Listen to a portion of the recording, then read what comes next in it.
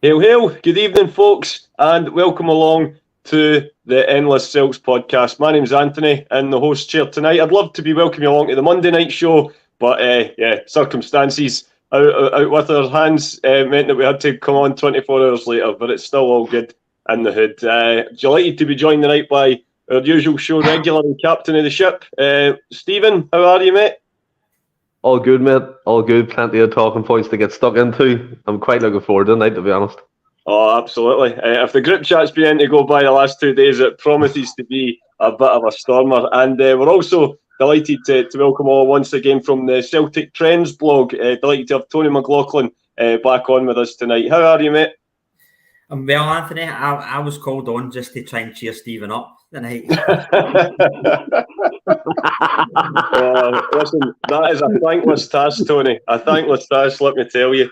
But I'll take all the help I can get tonight, honestly. But what can we do? And I'll shout out to everyone in the comments. Welcome along, folks.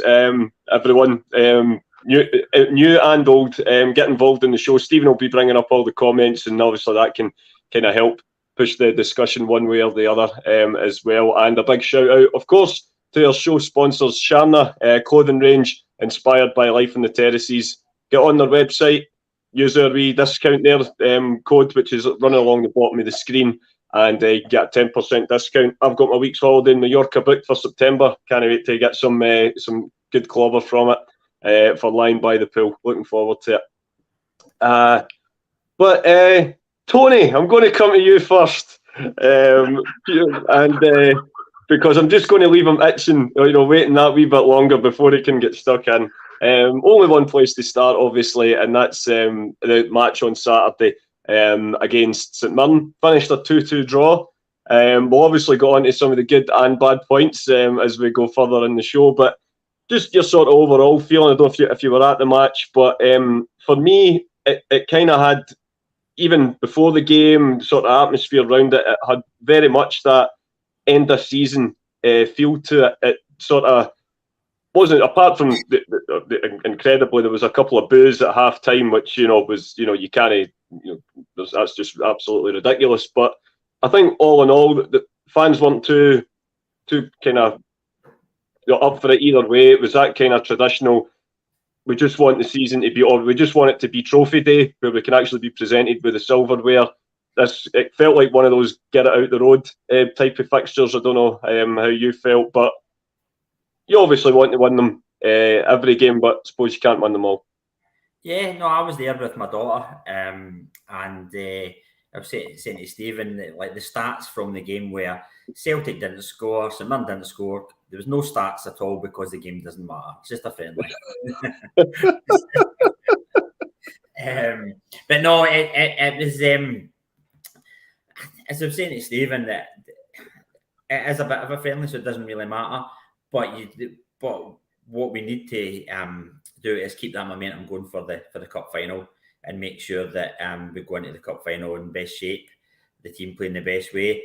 There is the other aspect of using these games to try players for next year. Do you know what I mean? That's the aspect as well. And I know there's been big debates about that. So how do you do that sort of thing? Do you bring players in? Is this the ideal time to test them? Probably yes, but you also need to support them a little bit as well with the right players around them. So yeah, a bit disappointing, but I thought for a team, as much as there's negatives, I thought for a team that's already won the league, and it is a dead rubber game, I thought the hunger the team had in the last 20 minutes was positive, because the players were really up. I mean, you see when McGregor scores, he's like, get the ball, and the players, even Ange's tactics at the end, having a midfield three of McGregor, Kyogo and Haksabanovic, basically, do you know what I mean? And going for it, and actually the players having hunger. So you've got to take that as a positive. Yeah, I would absolutely echo those sentiments, absolutely. But now, Stephen, it is time. Get it off your chest. How did you feel the game went on Saturday? Wow. Yours. I mean, to be fair, right, I'm taking on board, obviously, what Anthony and Tony are saying here in regards to the feel of the end of the season. It doesn't matter, it's dead rubber. But the biggest gripe I have with the performance is this team should be bang at it and keeping the momentum going for the cup final coming up, because I don't believe in an narrative where you can kind of sack off games and build yourself up for a cup final or turn up on the day. And I know the argument's made that we've turned up for big games many a time under Ange Postecoglou, and that's true. But we've been in a rich vein of form before these games have happened, more or less. And I just think ever since the Kilmarnock game, especially the first half, we haven't been at it. And I have to say here, like, anyone with eyes can see this. I don't know. I feel like I'm on a different planet when I come across these different points. And I'm looking at it going, we've done the job, won the league, fantastic. 2 leagues in a row under Postecoglou, yeah, great. We've got a cup in the bag. We've equalled last year's tally. We're going for the treble. And I'm disappointed in the players who've come in. I really am disappointed in the players who've come in, whether it be Kobayashi, whether it be Burnaby. And I'm saying Burnaby, even though I stick up for him an awful lot. Ralston's come in. And it doesn't they haven't been at it for me. And you go through the whole team. And I don't think it's right to say that. I know you're saying hunger, Tony, but the hunger should have been there the whole game. I mean, it's their duty, it's their right to turn up and play. They get paid well for it. There's fans still paying money to come through the door, coming from Ireland, coming from England, coming from all corners of the UK and also across the globe to see the team play. And I just think, for me, Saturday or Sunday, whenever it was, short-changed them in reality. I thought St Mirren were, for me, they had the more clear-cut opportunities. I was watching the highlights again today to make sure I wasn't talking shit. Curtis Main could have had 4 or 5 goals. Strain missed an open net from a rebound that Joe Hart did. I know we're going to go under the goals, Anthony, so I'll leave that to you. But I'm just disappointed. I'm ecstatic we won the league. But for me, you have to keep that momentum going. You have to keep going to that cup final. Ange Postecoglou says we never stop. We've stopped. We've stalled a few gears. Players don't seem to be interested at the minute in terms of winning these games. And I just want that attitude to be back up for this cup final. Well, yeah, of course, as they say, all about opinions, my man. And for what it's worth, I do think, I don't think we'll have to worry about attitude come June the 3rd. I think it's something that, as I say, it's not just a Celtic, issues, even the right word. Especially teams like Celtic that play with this high press, high intensity type of football. They play at that kind of rate. I think Ross said this quite well in the group chat yesterday. If the league hadn't been wrapped up yet, there wouldn't be the kind of drop off there had been. But it is for me kind of human nature that once that little 5-10%, once the business is the deal's done, the trophy's in the bag, we'll get presented with it next week. I actually think we'll probably do we'll kind of turn that out. Like, I think Saturday we might have that kind of performance that you're looking for, Stephen. But I think you look back through, as I say, I've used Liverpool as an example, Barcelona, Napoli. They've all kind of stuttered after getting over the line. But even look at Celtic teams. So history, you can argue about Lenny, I suppose. But after a couple of games, we lost some matches, but then won the cup final. Brendan, after winning 5-0 at Tynecastle on the Sunday, we then drew with Partick Thistle on the Wednesday night at home, first game after after securing the league. I've obviously mentioned the group chat about Martin O'Neill's all conquerors in 2001 lost a home game to Dundee and then followed it up with defeat at Kilmarnock and then ran over the top of a very good Hibs side in the final. So I think there's naturally going to be that little drop off once it's done. But listen, I'll take the point in the fact that it's then got to gear up again. As I say, that they've got a massive chance at history on June the 3rd, and it's very important that the starting 11 or the starting all the players that are going to be involved in the squad are ready to go for it for the cup final. As I say, we are going to touch on some of the things at the back that we weren't happy with. But Stephen, I'll come straight back to you because there is something we were speaking about before we came on air, and I think it definitely is worthy of we've got to mention it because it's largely went unnoticed. Certainly, nobody in the mainstream media has picked it up, and that's that. Although we're not going to break the record points total this year, and it looks like potentially our overall Lisbon line record of 111 maybe looks like it might just be a step too far, depending on how the next 2 games go. There was a record broken on Saturday when Callum McGregor scored that magnificent equaliser, and that was Celtic's 107th goal in the league this season, which is absolutely astonishing. It breaks the record set by the Invincibles in 2016-17. It always rhymes off the tongue. 106 points, 106 goals. In terms of points total, we're not going to eclipse the feats of Brendan's Invincibles this season, but when you think of the players in that team, Scott Sinclair, Moussa Dembele, Lee Griffith, Stuart Armstrong, James Forrest and Patrick Roberts coming in from the wings, there was a team that had goals in every area of the park, and it's a magnificent achievement for this side to have surpassed it. It's fantastic, and I think Postecoglou deserves a lot of credit that the whole change of style that we're seeing coming in, implementing that, and us as fans having to get used to that kind of slobber-knocker type way of playing rock and roll football. Obviously, you go back to the start of last season where we struggled in the first 6 games, but since that, we've really kicked on under him, and the way we play when we're on top gear, Anthony's frightening. And there's goals from every side of the team. There's left wing, right wing, striker. All our midfielders are contributing. I think maybe bar one player in the whole squad hasn't actually scored a goal for Celtic this season. But you look at it as well. I mean, that's just in the league. Your cup games you have to take into account. We've scored more. Do you know what I mean? The tally's going to be incredible, and the team deserve a lot of credit for that. Do you know what I mean? I know I said I don't like their levels dropping, but the score 107 goals and is fantastic. And Brendan Rodgers, I mean, that was a fantastic season, one that will live long in the memory. And Postecoglou, maybe not the same points tally and stuff, but to surpass that goal record is, I think that it's fantastic. And for Callum McGregor to hit that goal, for me, it epitomises him as a captain for Celtic Football Club. Absolute class.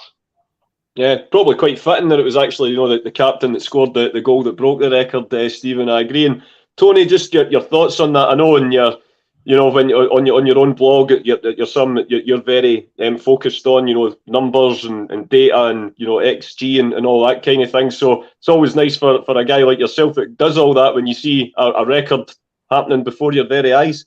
Yeah, us stats guys, I was just looking at the 82.51 expected goals we've done this year, not the actual goals, just the expected goals. But it's funny because when you listen to Ange, he's always on script. He's not like thinking too far ahead of other games. He's talking about performance and result, and he's very much on script, and he doesn't give much away or puts any emotion in it. But the one time he has was when he said that it's all about goals. He says that it's all about goals, and that's if you want to measure stuff. And so I think when you're saying to Ange about points records and all that sort of stuff, he might not necessarily be worried about that because he just wants to win the title. So it's not points records, but I think secretly he'll be happy with that goals record because for Ange's team, it's a measure of Ange's teams. It's all about the goals in it. So 107 goals, I think he'll be secretly really, really pleased with that.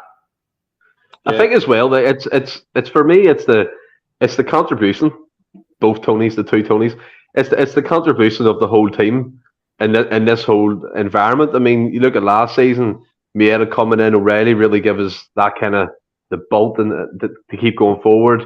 You've seen Giakoumakis chip in.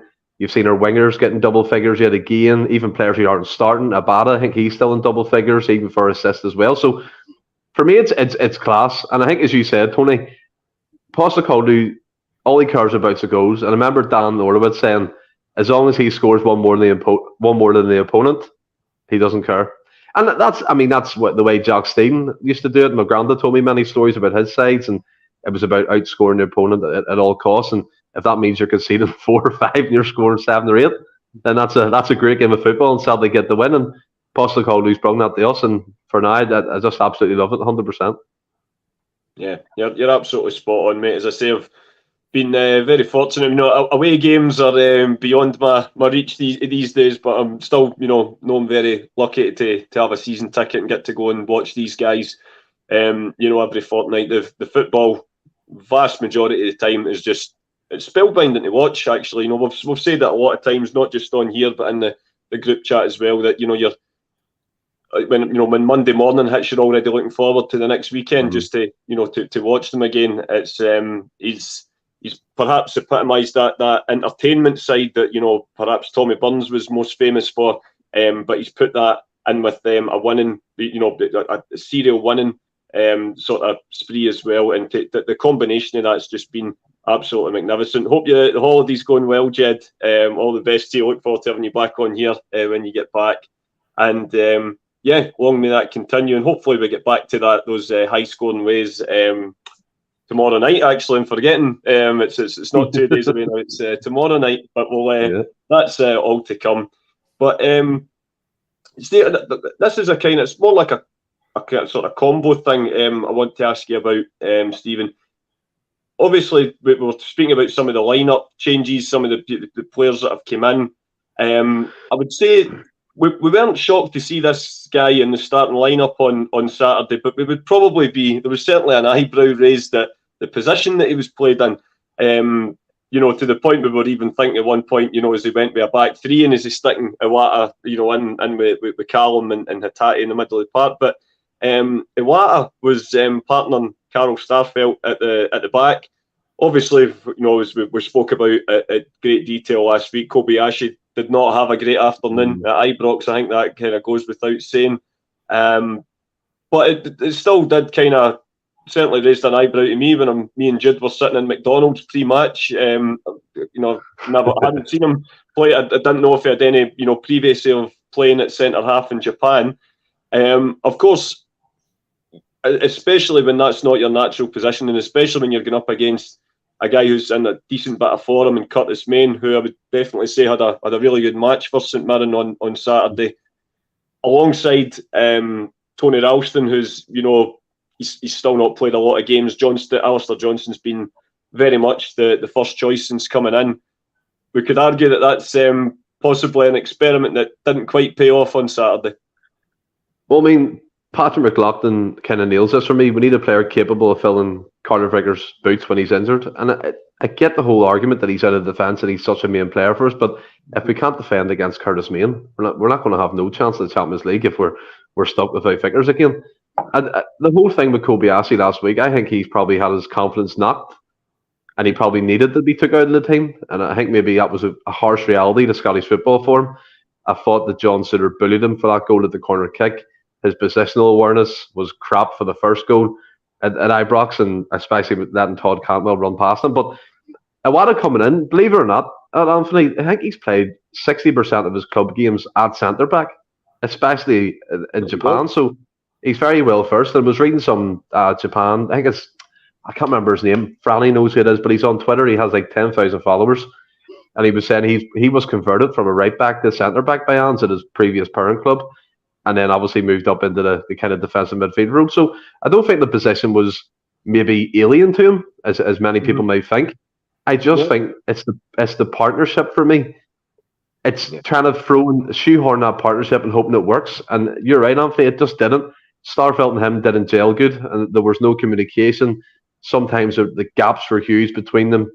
And then obviously for the first goal, and again, I'll let us come on to that naturally. I don't want to take that off you, but it didn't work. I think Iwata, we're going to see him more in the midfield, especially for European football. I think him and McGregor would be quite interesting together. But didn't work at all. Kobayashi didn't work, and that's maybe one concern I do have.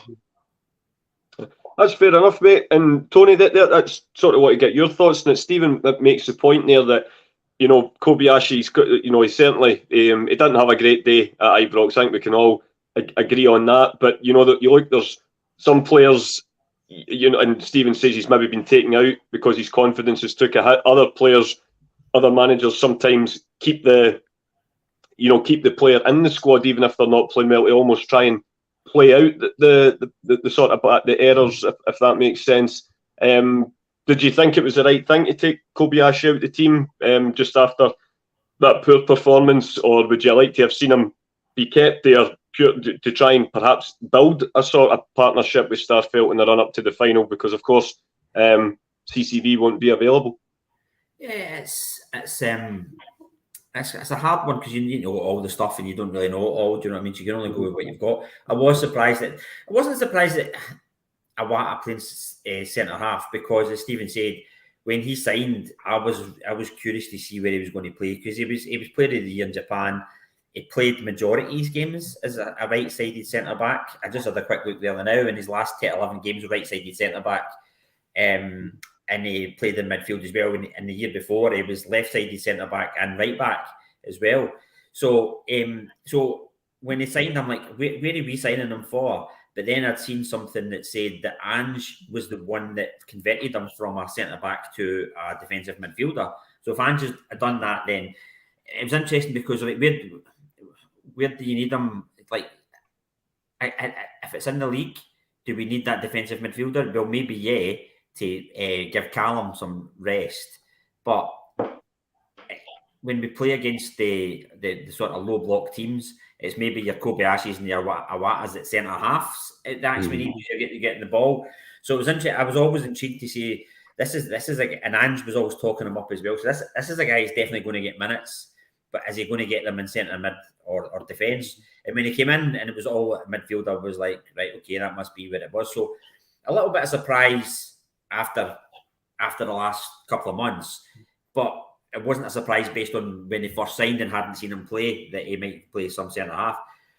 Surprised at Kobayashi coming out the team, because if it had been Awata and Kobayashi on Saturday, it might have been not the biggest surprise. But I'm surprised Kobayashi came out, because you've got to see the thinking around that. Because for me, if it was me, you play him, let him play through his bad run, give him a bit of confidence back as at Celtic Park.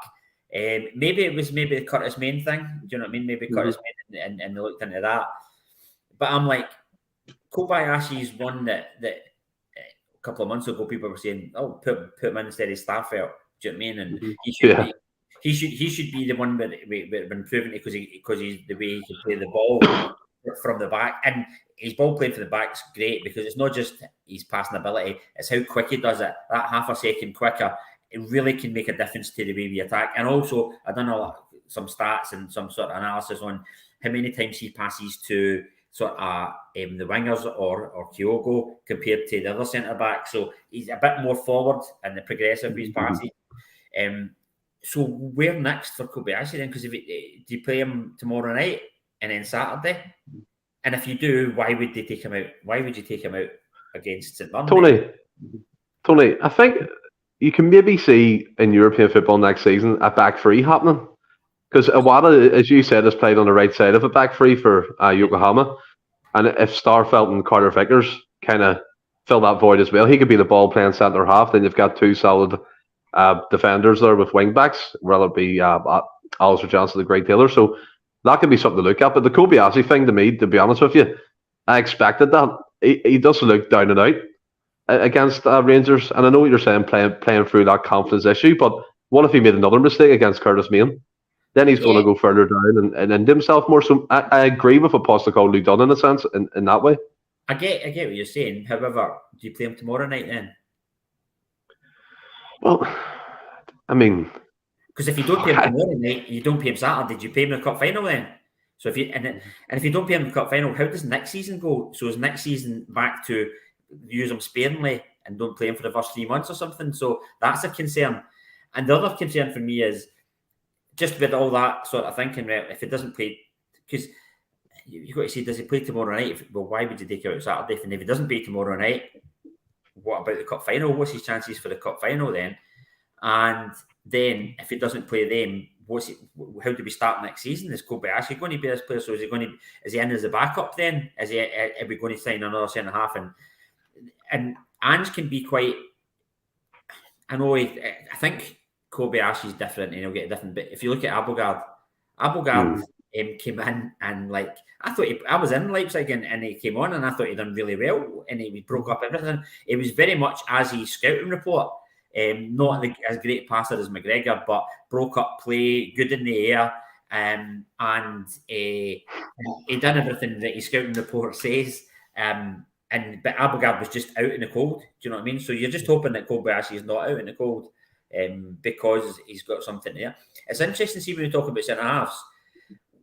We talk about Ange centre halves, and a lot of people talk about Ange centre halves, and we talk about them as ball playing centre halves. Yeah, Kobayashi is the best ball playing centre half we've got, and he's not getting in the team. So is that an Ange trait? And then you say, well, Starfelt and Carter Vickers is the rock there, and for me, I think in an ideal world they can play ball, but it's not the first priority. And I think the first priority for an Ange centre half is speed, because a lot of the time, and that's why people might have said Julian wasn't in the picture because he left and he wasn't a ball playing centre half. I think it was more because he wasn't fast enough. Because the way we play and the high press, that sometimes these centre halves are left by themselves, and they need the speed to recover. And I think it's the one thing that Starfelt gets underestimated on. His speed of recovery is different class. And even when you watch the wee teammates shows and they say who's the fastest, yes, Starfelt gets talked about, which is very deceptive. You wouldn't think that, but that's why it's important. So I think if you're thinking about who's an Ange centre half, I think speed's the first thing he does. Yeah. I also think as well. Sorry, Alfie, but I also think as well it could be a partnership issue. Is Kobayashi better suited to having Vickers beside him rather than a Starfelt? It could be an issue like that. Do you know what I mean? I remember when Kobayashi first came in, and I was him and Starfelt, obviously enforced again through injury, and they kept 2 clean sheets in a row and it looked good. But when he was put up against with John Suter, with the Hearts forward Shankland, do you know what I mean? And they're not the biggest of players, like, and he got through around like a wet trackie, like you Scottish people say. That was a concern for me. So maybe it is a partnership issue, which would be, you can understand that. But the Starfelt thing, I have to be honest there. I think he's been really, really excellent the last couple of weeks. He's been a standout for me out of a team that hasn't really done well. Yeah, and just on your point, Stephen, about Kobayashi, and I'm not really seeing his speed, but I don't think he's that fast. It might not be slow, but he's not that fast, which might be one of the things. But the reason that Ange maybe took him out, maybe his confidence has just took that thing, maybe because the worst goal I seen from Kobayashi was Rangers' third goal, and I didn't even notice at the time, and it was only somebody pointed out on Twitter or something, and I had a look again. If you watch him when he's jogging back for Sakala, Ralston's further behind than him, and Ralston sprints, and Ralston gets closer to because Kobayashi, if he'd have sprinted all the way, he could have possibly been on the line to try and clear it.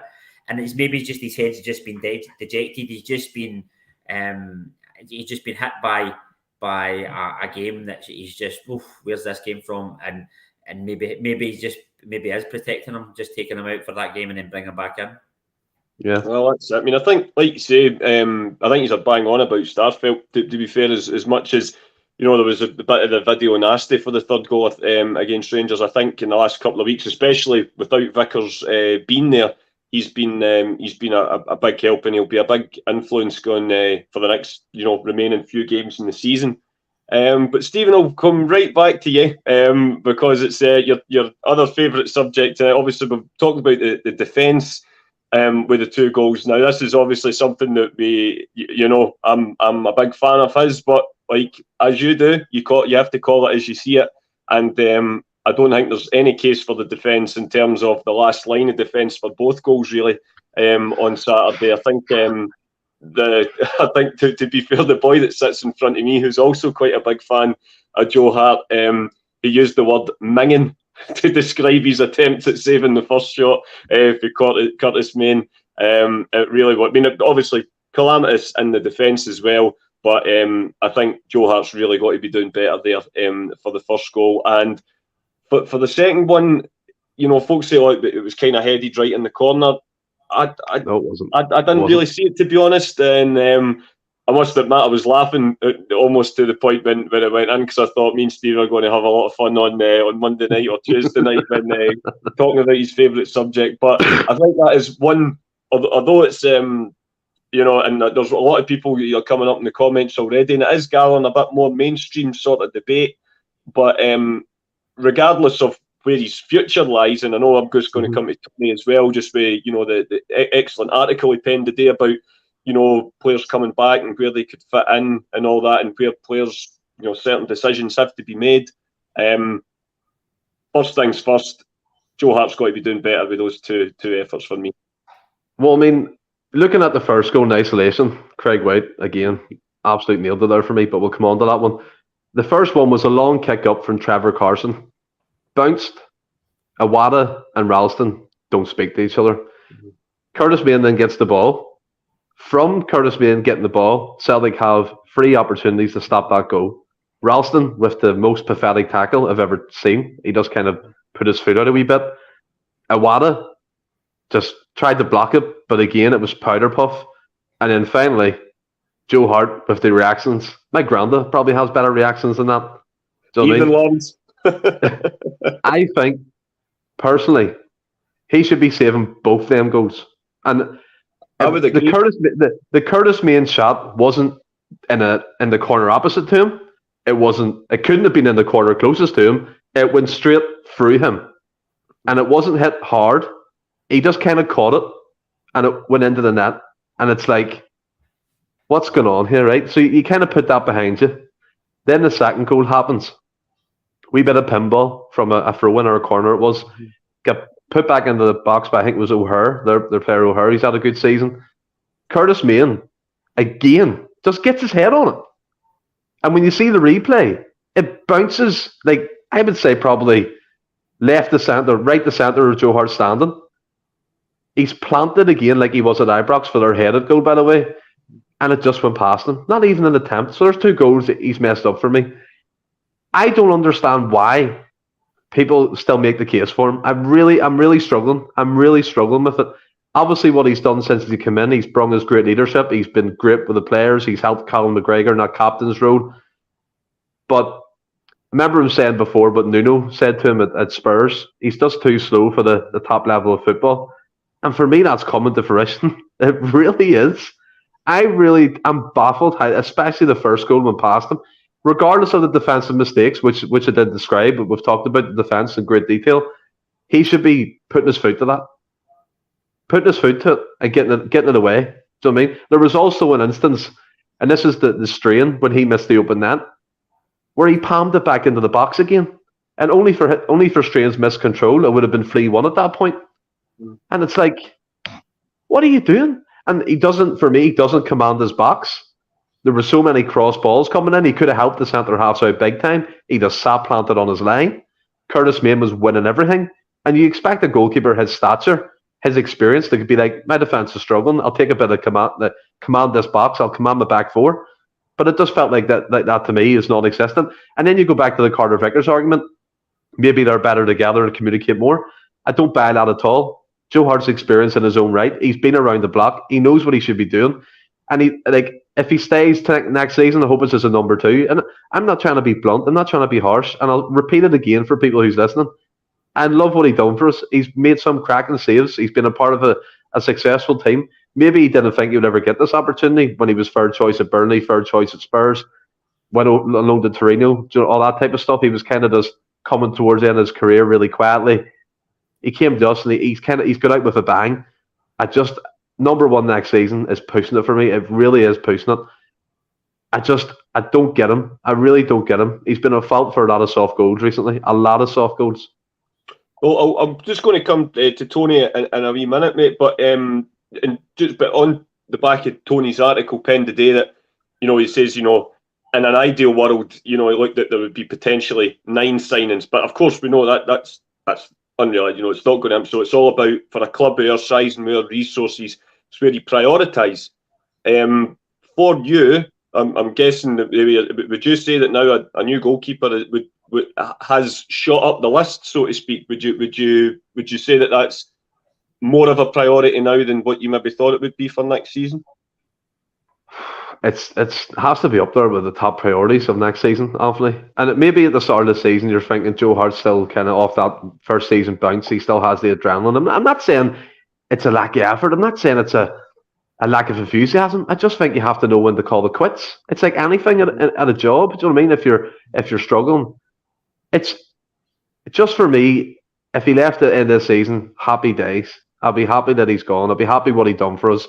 A new goalkeeper has to be one of the main priorities. And I know people are saying you can't get better than Joe Hart, but we're saying Joe Hart for £1 million. Do you know what I mean? I'm pretty sure there's someone out there who's better than a 37-year-old Joe Hart.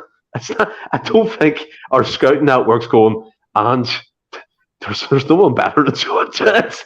It's farcical to think that. It really is. We need a new goalkeeper. I'm dead set on it. I'm just 100% on it. Like, yeah, that's fair enough, man. And like I say, like you said, I think we're all agreed. You're bang on there that he has contributed definitely to the success that we've had. But even myself, who Paul would be happy for him for at least. Well, I think come the end of his contract, regardless next season, he would definitely be going. But I can't ignore the fact that it is gathering more of a mainstream debate. Our other good friend of the show, James P, has penned another article on it today, just simply asking the question. So it's only right that everyone gets a chance to air their views on shows like this. And Tony, just again going back to the article you penned today, and I would kind of recommend anyone read it. It's absolutely brilliant in terms of players coming back in, where it bodes for the future for next season as well. But you do mention quite a big bit about the goalkeeping situation, about what does Bain's new deal mean, Siegrist, Joe Hart himself, and obviously the young goalkeeper whose name escapes me for a moment. That's the one, Stephen, who comes very highly rated. Purely in terms of the performance on Saturday, do you think Joe's got to do better with those two efforts? But longer term, where do you see his future lying in the goalkeeping situation at Celtic?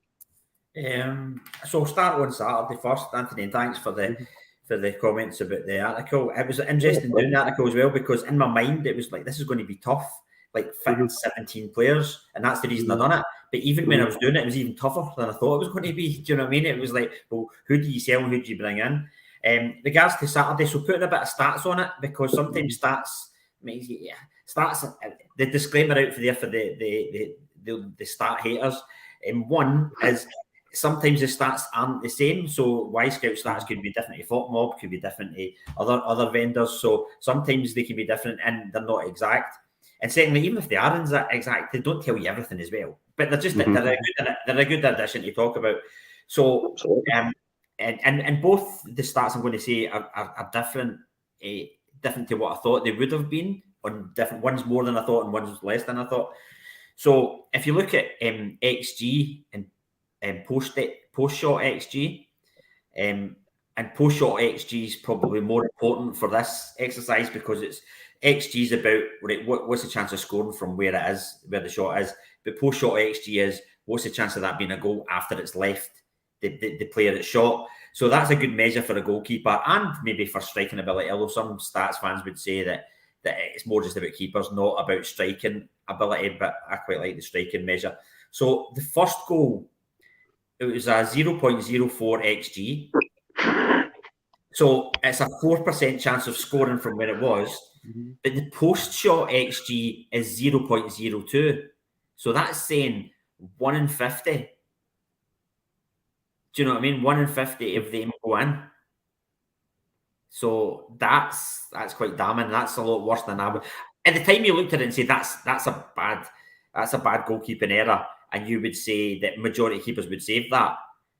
But I would say, 1 in 10 that goes in, 1 in 20. But if you look at, and it was FotMob's thing, other vendors may be different, but 1 in 50, that's quite damning. Do you know what I mean? So, and that backs up like Stephen's argument of the keeper. The other one, main setting one, the header was a 0.18, so an 18% chance of scoring from the position.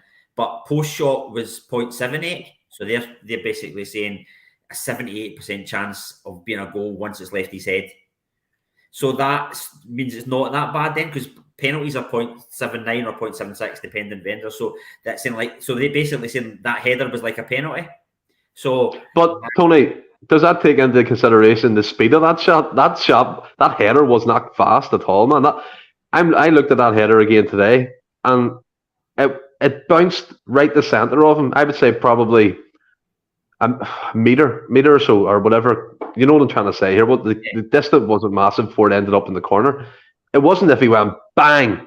It was more he got his head to it. Do you know what I mean? That's what I'm saying is Joe Hart was planted. He did not move.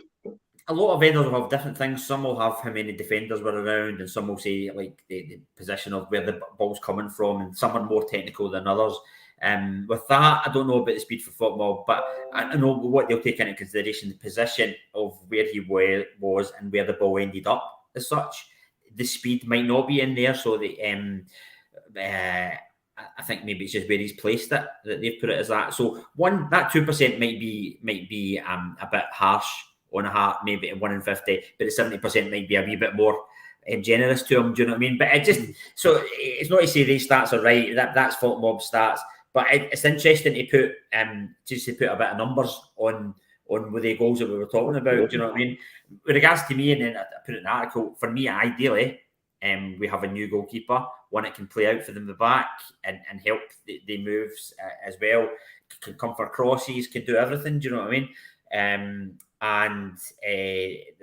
That for me, that would be my second priority, and I think that's something we should have. And also take advantage of Hart as well. Have Hart as backup keeper. Somebody can come in, put pressure on him. Hart be brilliant in training, really pushing him, coaching him, things like that. Take advantage of Hart and all the experience he's had as a backup, a number 2. Do you know what I mean? So that for me, that it's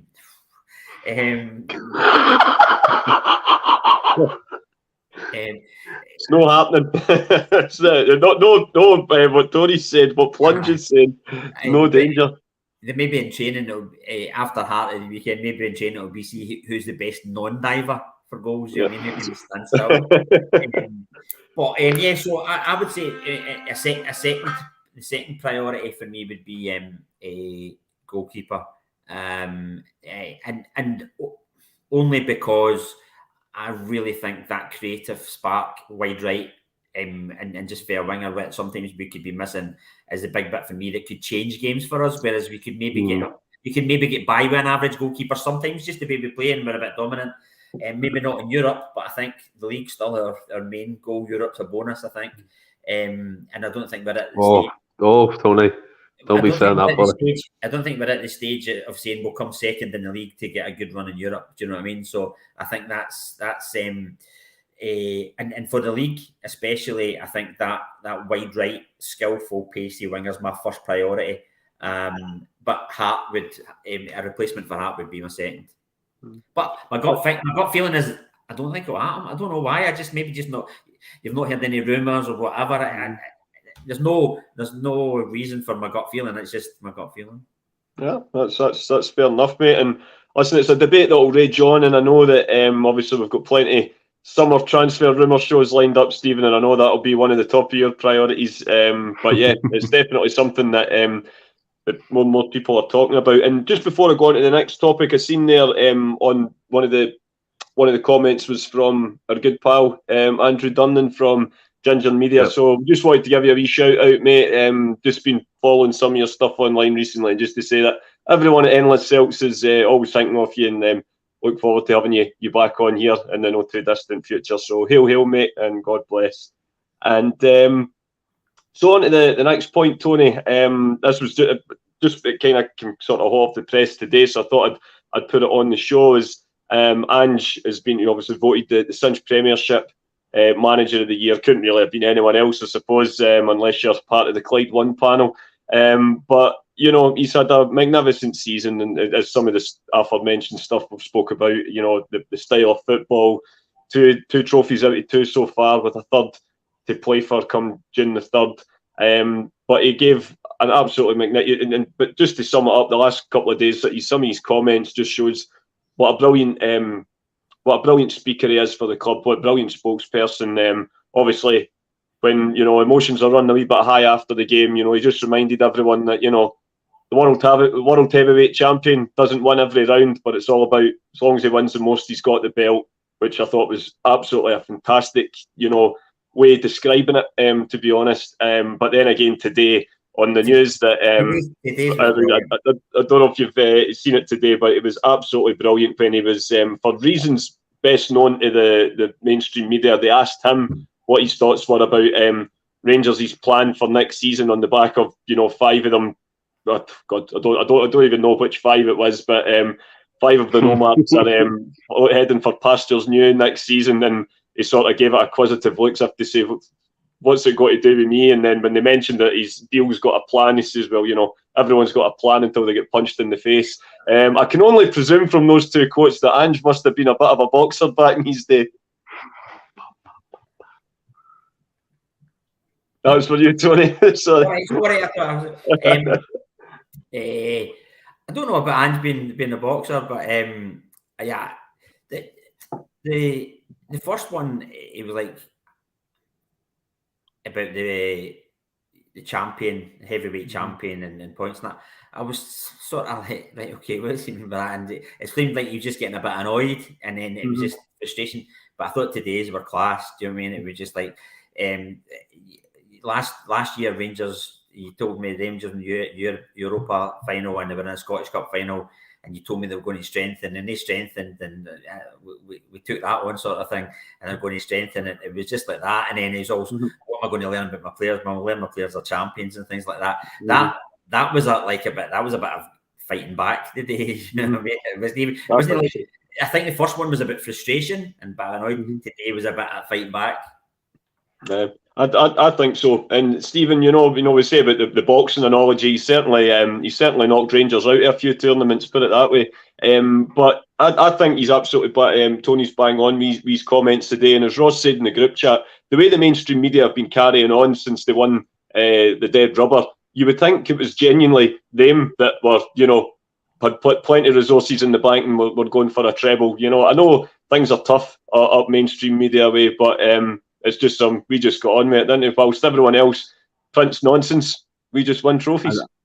I noticed Kenny Miller raised his head above the parapet, creating a wee league table again that they like to do. Craziness, absolute craziness. He has the calculator out, apparently, Stephen. He had the calculator out during the week there. I don't know if it was the calculator the old accountant used to use, but yeah, put it this way, I think Chris Sutton certainly slapped him down on Twitter today. Says if you're going to start a war on Twitter, don't do it with Chris Sutton, because you ain't going to win. Simple as that.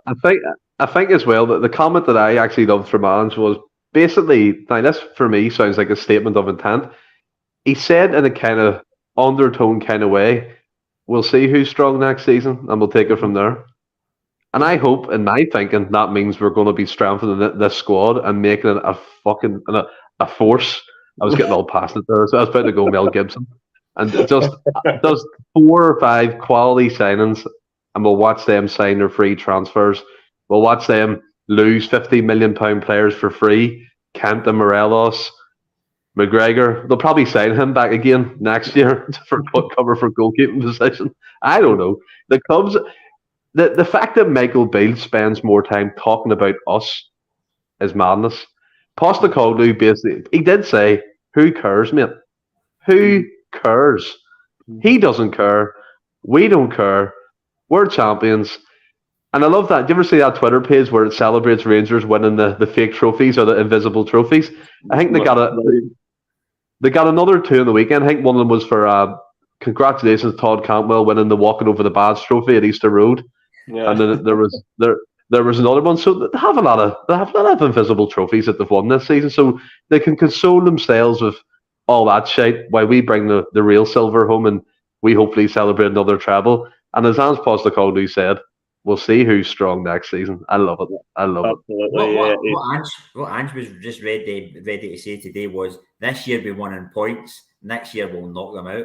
Right. Yeah. Absolutely. I'm loving the boxing analogies here. I think Ross and John, if they're watching tonight, they'll be loving it too. I know they're big fans of all things boxing as well. But needless to say, boys, we're very lucky to have him, and we love having him here. And long may his period of success at Celtic continue. And that brings us up to tomorrow night, Stephen.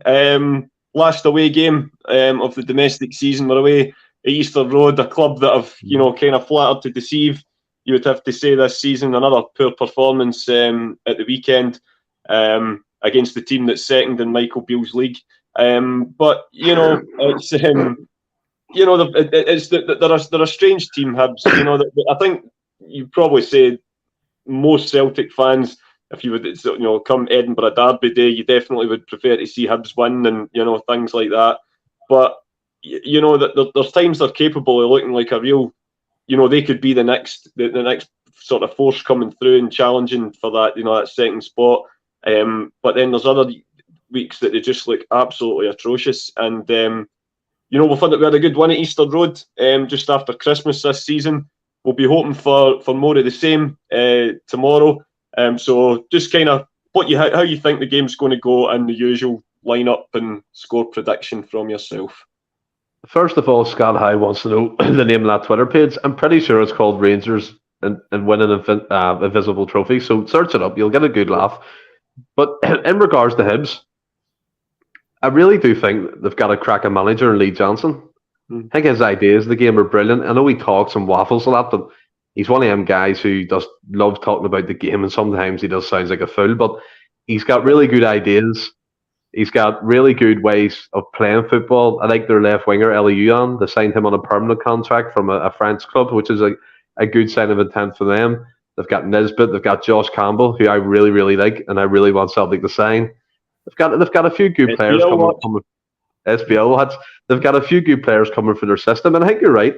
The infrastructure's there for them to kick on, but again, that comes down to money and investment. And they obviously had the sad thing of Ron Gordon, their owner, Dan, but they're still being backed by the family, which is a good thing. I know they're a close knit club, and I like to see clubs trying to improve on what they've got. And a lot of Hibs fans are complaining about Lee Johnson, but I would say bide your time. He was a good manager in the Championship. I mean, I've always kept an eye on him. It's like before, what do you call him? Steve Clark got the Scotland job. I was always kind of wanting him at Celtic before Rodgers came in. He'd done well with West Brom and stuff like that. So I like Lee Johnson. The game itself, Anthony, it's one of these ones. We go to Easter Road, and sometimes we would have a lovely, tasty game. Both teams going at it. And then sometimes maybe we'll fall into the trap of thinking we're going to win comfortably. I predicted we'll win 5-0 on the weekend. Now look what happened. So I don't know. Maybe I'll go 3-1. I'll say 3-1 to Celtic.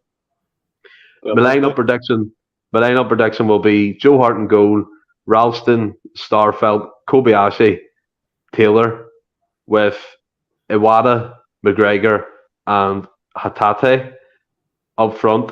On the right will be Jota, on the left will be Maeda, and up top will be Kyogo. And I'm looking forward to the game. Easter Road's always a good atmosphere, and I know they went there on the weekend and won. But like you said, they're a weird club. They can win games really well, and then the next week they're absolutely dross. So it depends what Hibs turn up, and I'm looking forward to it.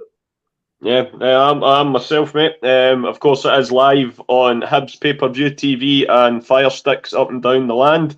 Since Sky are fancying nipping over to Tynecastle to promote the latest dead rubber between the cousins and the sons of William. But what about yourself, Tony? You looking forward to the match, and what do you think the score will be? How you think the game will go, and just starting the lineup?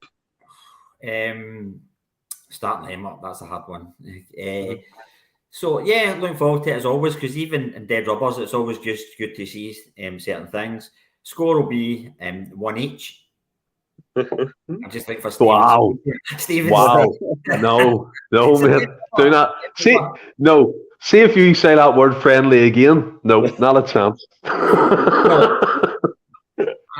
The prediction is what I'll do my bet on, like I've always done all season, and I've not been as lucky probably this season as last season, but it'll be 5-0. Go for 5-0. We're needing a 5-0. We're needing a out of the we're needing a 5. And actually against Hibs, our expected goals were what was it? 9. Oh, I had it written down there somewhere. 9.17 to 1.89 expected goals against them, and we've been winning for 50 minutes on average against Hibs in each game. So Hibs have been quite good for us in recent times. The team, Bain in goals. Oh, wakes up! Jesus, no chance. We've not talked about Bain yet, but. So I'm going to go for Bain in goals. Bain getting his turn in goals. Ralston right back. Starfelt and Kobayashi. Yep. And Greg Taylor. Iwata defensive. Iwata, Hatate and O'Reilly. Maeda, Kyogo, and Abada.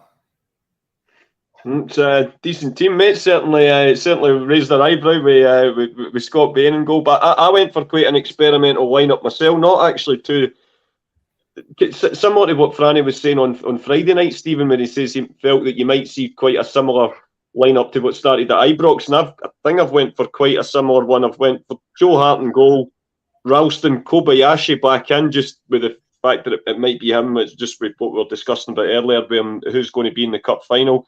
Starfelt. I actually went for Bernabei on the left-hand side, but I think would be replaced by Taylor later on. McGregor and Hatate, because I think Hatate needs to get, he needs that momentum and that game time to get back up to full fitness for June the 3rd.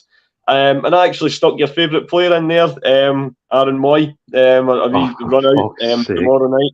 Although I think he'll either play tonight or Saturday. I think it's going to be one of the two.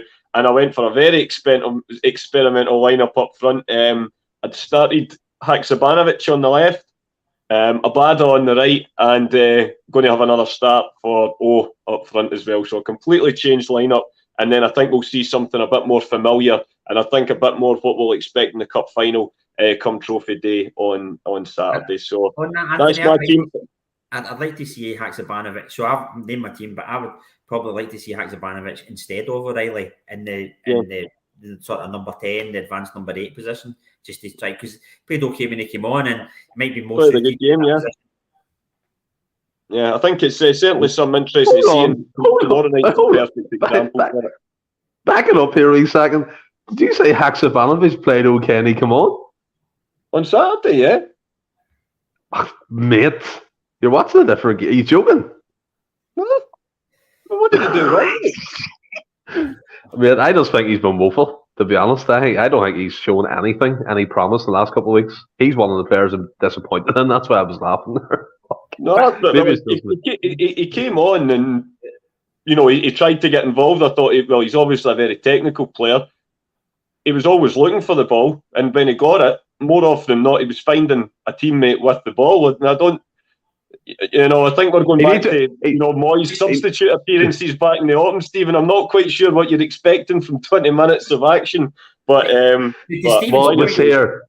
But to Stephen's point, I think he hasn't been great in recent weeks. But playing wide, though, he's been playing wide. What I meant was, it's interesting to see him in that advanced midfield role on Saturday. That might suit him better because he's not got the pace in the wing. You know what I mean? Yeah, I totally agree. And I think away from home, so I think was it 3-4-0 back in December. I'll go for Hassel 3-2-0, and that'll keep Stephen out down on summer without boiling over again, because God forbid we drop any points tomorrow night. But I'm going to end on a high note, boys, and I'm going to keep it brief because I know, Stephen, we've been speaking about it in the group chat. We're going to try and do something a little bit more in depth, a bit more special come the end of the season, but couldn't go without mentioning that on Sunday there it was the 20th anniversary of Celtic's, well, I don't know if there's other word, pilgrimage to Seville for the, as it was then, the UEFA Cup final between Martin O'Neill's fantastic Celtic team and a certain Jose Mourinho's FC Porto. As I say, we're going to cover the full run more in depth, and obviously, the run up to the final and the game itself in due course. But just, I was a nipper myself back then. So God, you've even got a few less years than me. So whatever you can remember of it, but whatever there's been a few sort of pale imitations of Celtic's pilgrimage since. We've seen that, that kind of poor imitation of it last year, that there is only one invasion of Seville, and that's Celtic's in 2003. It's still revered. The supporters won, the FIFA Fair Play Award that year for the way that all the supporters backed the team, and of course stayed behind and watched them lift their runners-up medal and sang over and over, faithful through and through as they done it. Some people, there's levels to this game, but yeah, it was a terrific experience, and hopefully one will repeat very soon. Yeah, I mean, for me, memories of that season was me and my granda watching the game, as always. And back then, he used to smoke, and he used to go for a 10-pack of Cell Cut every time we played in the UEFA Cup. Puffing, just panicking and thinking, watching the Blackburn game, Liverpool games, Boavista, obviously they go into the final. Amazing, absolutely amazing feeling. And obviously the the Porto game, many players still can't watch it back. Lenny and all can't watch it back, and it's heartache, isn't it? Because I think we deserve so much from that game. Their antics, the way that the sportsmanship, and later in the years, Mourinho admitting that basically not cheating to an extent, but they kind of milked it for what it was, which is fair enough. It's all within the game, but Streetwise, it was, isn't it, I suppose? yeah, streetwise, which we probably didn't really have it at that moment in time. But it was just fantastic, and as you said, Anthony, that team will go down in history. The players go down in history. I love the closeness of the team still, to talk to each other, to do events with each other, to tell the stories, and the people like myself. And it's like you don't remember a lot of it in great detail because you're still young and all that. But seeing you hear it refreshes your memory. You're like, oh, fuck, I remember that. That was class. And the tales they tell, the stories with their teammates, it's just fantastic. And yeah, we lost it, but as you said, it was a pilgrimage of over 100,000 Celtic supporters that went to Spain and Seville and absolutely loved the time they were there. There was no fights, there was no drinking toilet water, there was just none of that. Do you know what I mean? It was a good atmosphere. It was a carnival atmosphere, and even when we lost, under the circumstances, as you said, the fans stayed behind, and the sea of green. You always remember the sea of green, don't you? In the stands, and they were chanting, they were singing. Players looked dejected, but they brought them back up again, and that's what we do as supporters. You know what I mean? We have to bring the club back up and bring the team back up. And yeah, you said it perfectly. We're going to probably do a big extravaganza in one of our end of season shows on the Seville run. Maybe get some clips together, all that type of stuff, and maybe some music that we're talking about, which will be a nice surprise, a nice wee treat for everybody. But yeah, I'm looking forward to getting your memories, everyone's memories, and it'll be one for the viewers to get involved in, because I'm pretty sure there's a lot of people who have a lot of stuff to say. Well, I'm sure there will be. And Tony, I'm not sure if you were there yourself, but you know, for many supporters, it was, you know, our generations, it's the greatest. It's the greatest thing they've ever seen or experienced as being a Celtic fan, and even which is ironic. You know, we're so used to winning things, and yet it's a match in which we were the runners up, which is remembered so fondly. But I'm sure you agree as well. It's just about the whole experience of it, and we, you know, Celtic supporters showed the world how you support your team. Yeah, I mean, a lot of time people talk about winning, and we're talking about next year in Europe and winning the league, etc. That was one of my best seasons as a Celtic supporter, and we won nothing. Do you know what I mean? So it's what you take from it as a fan. But one of the reasons for me was at the start of that season, I had a real confidence in the team, and also confidence in a fan base as well. And I remember discussing at the start of the season, I think we can go all the way to the final. I said it right from the start of the run when we could put out the Champions League qualifiers. And I says, and then I remember speaking to my friends in the pub, my friends' dads and things like that. I says, I think we'll take 20,000 to Seville. And people are like, no way, we won't take 20,000. Do you know what I mean? I'm like, we will, because everybody will go. And I was like, we'll take 20,000, and that will be so newsworthy that Celtic have took 20,000. We've talked, and I just looked forward to it. And then one of my favourite ever moments as a Celtic supporter was the Wednesday night, or was it Thursday night? I can't even remember now. When we beat Boavista 1-0. And I remember that night just because I'd waited so much for that final, talked about it all season, and just there, and then all of a sudden that 20,000 was there was 20,000 fights booked that following morning. Never mind. And then I was there. Me and three friends went, and loads of other friends we met there. But we hired the car and went to the Celtic shop for some reason, I can't remember. Went to Celtic shop on Sunday. Drove down to Cardiff, but on the way we stopped at Preston to watch Hearts versus Rangers. I think it was Hearts versus Rangers. Stopped in a pub in Preston. I think it was the station it was called. Went down to Cardiff, stayed the night in Cardiff, flew from Cardiff to Malaga, I think it was, and then train into Seville. And then coming back, we flew into Bournemouth and then drove from Bournemouth all the way back. So we were there on the Monday night, and the Monday night was just bouncing. And I never had a ticket for the game. Never got a ticket for the game, so I watched it in a park in a big screen in Seville. On the swings. But it was crazy, but and it was weird because all season I was talking about just getting there, and how I was predicting we're going to take fans, and that was all proven correct. See, when we were there, it wasn't even. I was never really wanting to win the final. It wasn't even a big thing. It was just we'd made it, and it was only like during the game when Larsson scored, I was like, actually, we can win this. And I started playing. Oh, I want to win this. I didn't even really come until it was in the game, because the biggest thing was about achieving it and showing the world how many Celtic fans could travel, and just the whole thing about every airport, Manchester Airport, Southampton Airport, everywhere was just covered with Celtic fans. Do you know what I mean? It was tremendous. It's great stories, mate, and I'm sure that there's, like you said, there's 100,000 more like you with similar tales to tell. And as I say, some we're going to do more of. We're going to do a big special on it in the coast season, just whilst the daily business is taken care of. But in terms of tonight's show, boys, that is us. That is a wrap for tonight. Have you enjoyed it? Brilliant, mate. Brilliant. Yeah. Do you feel a little bit less stressed now, Stephen? You feel you got a bit off your chest there? I feel refreshed now. I feel better. I feel myself again. That's it. Full of positivity now, Stephen. That's it. I'm full of it, man. Full of it. Can't wait. He's just a big hulk of joy now. So he is. But and thanks again, Tony, for coming on. We always appreciate your input. You're a brilliant contributor, and as I say, when you and Stephen do the stats drop stuff as well, absolutely fantastic. Hope to have another one of the episodes of that soon. And thanks again to everybody for watching in. We really appreciate it, and spread the word if you enjoyed what you've seen tonight.